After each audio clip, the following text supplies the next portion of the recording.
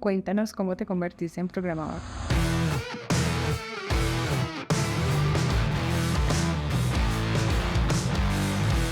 ¿Cómo me convertí en programador? Bueno, yo empecé a estudiar programación cuando yo tenía 13 años, y es que en mi casa había un libro creo que era de electrónica, y en este libro de electrónica enseñaban un poquito de Visual Basic. Dio la casualidad que ese Visual Basic, creo que se llamaba Visual Basic 6, era el mismo o uno muy parecido que enseñaban en 11 en el colegio, en el último grado del colegio. Entonces ahí en el último grado del colegio hicimos una práctica que era, bueno, no era una práctica, era el proyecto final.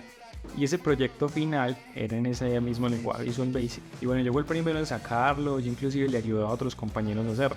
Pero todo me basé en ese librito que tenía allí. Ese librito que yo tenía, me acuerdo que enseñaba mucho el tema de interfaces gráficas. Entonces en Visual Basic uno arrastraba los componentes, los botones, las cajas de texto, y uno le escribía el código que reaccionaba cuando uno le hacía algún evento, por ejemplo hacerle doble clic. Y digamos que ese fue mi primer acercamiento al mundo de la programación, pero realmente yo empecé a programar, o más bien aprendí programación, fue cuando ya estaba en la universidad. En el primer semestre uno toma un curso que se llama Introducción a la Ingeniería de Sistemas. Yo empecé a estudiar Ingeniería de Sistemas e Informática, y en ese curso a uno le enseñaban lo inicial de algoritmos, lo que yo llamo, por ejemplo, fundamentos de programación, que de hecho tengo videos aquí en mi canal. Y en este curso de fundamentos de programación a uno le enseñaban como los tipos de datos, las estructuras básicas, algoritmos, control de flujo, como con los condicionales y todo este tema. Y fue muy gracioso porque empezamos como 35 personas y salimos, el curso pues lo ganamos 3 personas,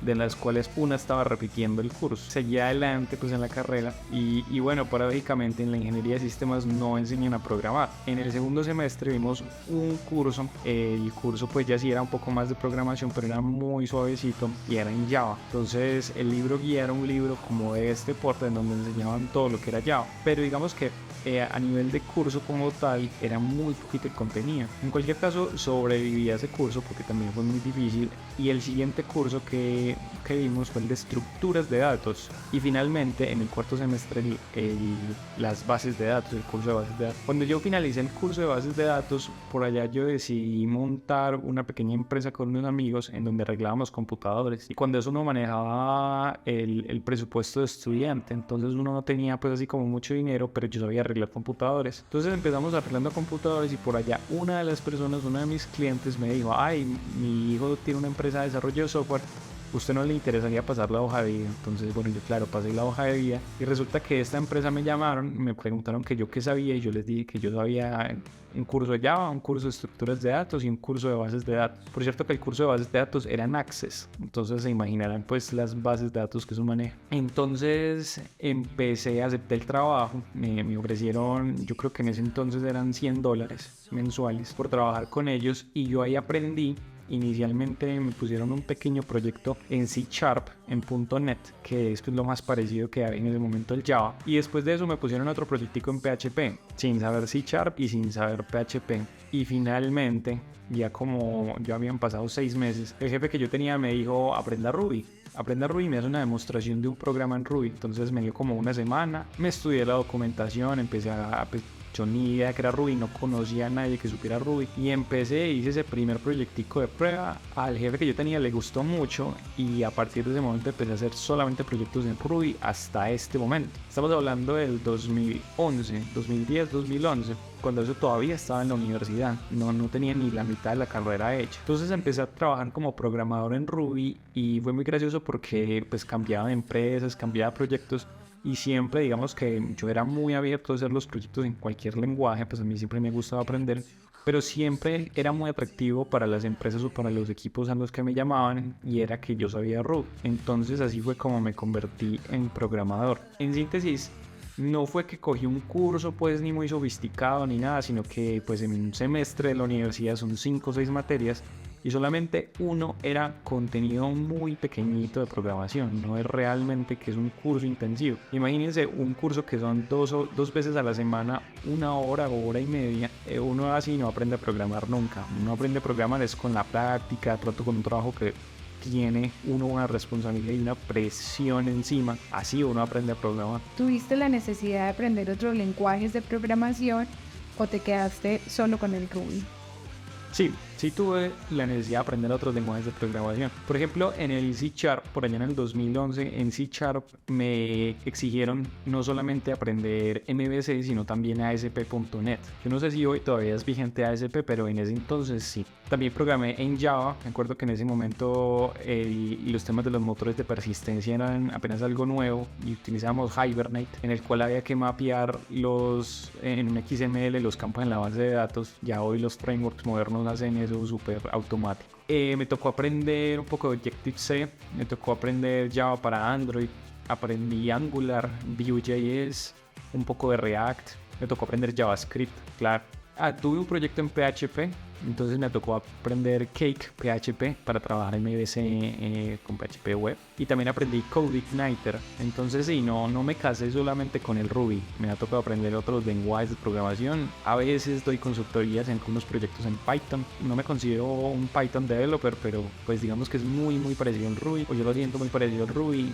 Todavía pues inclinándome hacia este último, pero sí, la clave yo creo está en abrirse las posibilidades y abrirse pues como a todo tipo de proyectos. El proyecto más raro que he encontrado o el que me han incluido es uno en Objective-C. Ahí sí que absolutamente gringo, pero saqué adelante ese proyecto. ¿En qué momento te diste cuenta de que aprender inglés le daban impulso en la carrera? Uy, eso fue de la manera más rara y más bizarra que yo pude encontrar. La cosa es que yo siempre he hablado inglés, pues yo desde que estaba pequeño he hablado inglés porque yo estaba muy apegado a los computadores y a los videojuegos y como tal a la cultura americana. Y yo nunca tuve un curso de inglés, de hecho mi inglés a veces es un poco sucio por eso, porque ha sido muy empírico y muy en la práctica. Yo todos los días tengo que hablar inglés porque pues trabajo con equipos que hablan inglés, con americanos, pero nunca tuve la oportunidad de conseguir un curso. Entonces cuando yo empecé a programar y empecé a trabajar en programación, trabajaba con equipos locales y lejos de imaginarme que el inglés era tan importante. Alguna vez inclusive pues tuve una crisis laboral en la cual pues a uno le pagaban ya pues digamos con más experiencia, me llegaron a pagar 1.100.000, 1.200.000 pesos, que viene siendo como unos $300, $400 de ese entonces, no de hoy. Y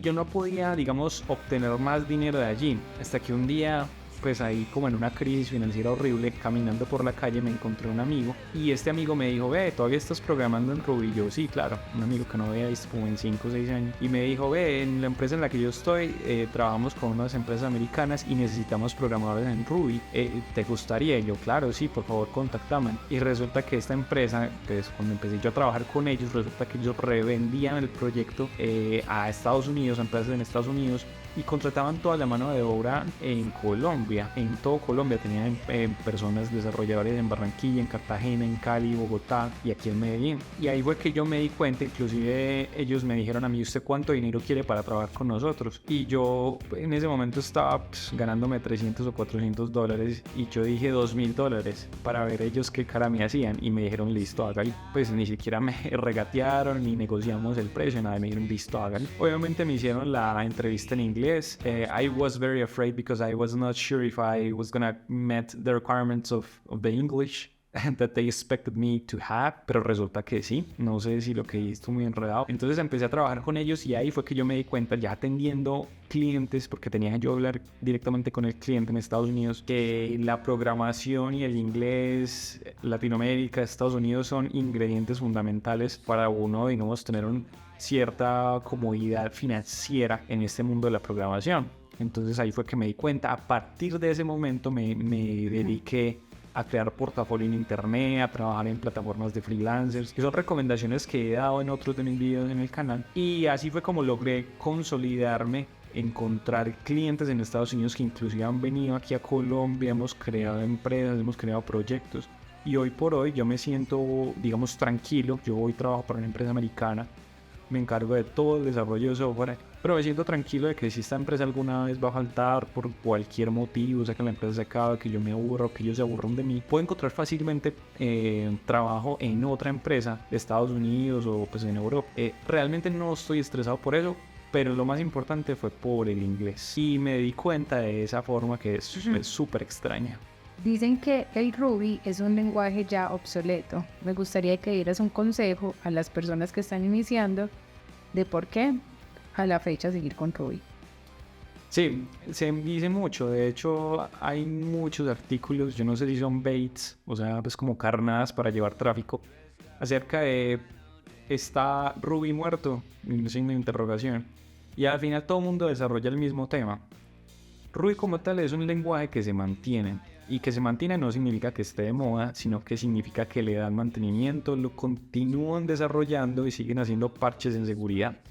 Sí, y las versiones salen constantemente. Es decir, el que creó Ruby, Mats, y el que creó Rails, DHH, continúan trabajando constantemente en Ruby y en Rails, en estos lenguajes y en este framework. Entonces, ¿qué pasa? Si bien no es de lo más popular, porque no es lo que se habla ahora en Silicon Valley, en las redes sociales, ahora todo el mundo habla de Python y habla de inteligencia artificial y la inteligencia artificial se hace con Python, entonces ahora todo el mundo quiere aprender Python. Ese es precisamente el problema y la solución que yo doy es que aprendan Ruby. Si bien usted puede aprender Python y seguramente va a encontrar trabajo, muchas personas están aprendiendo Python por la misma razón, o JavaScript, por ejemplo.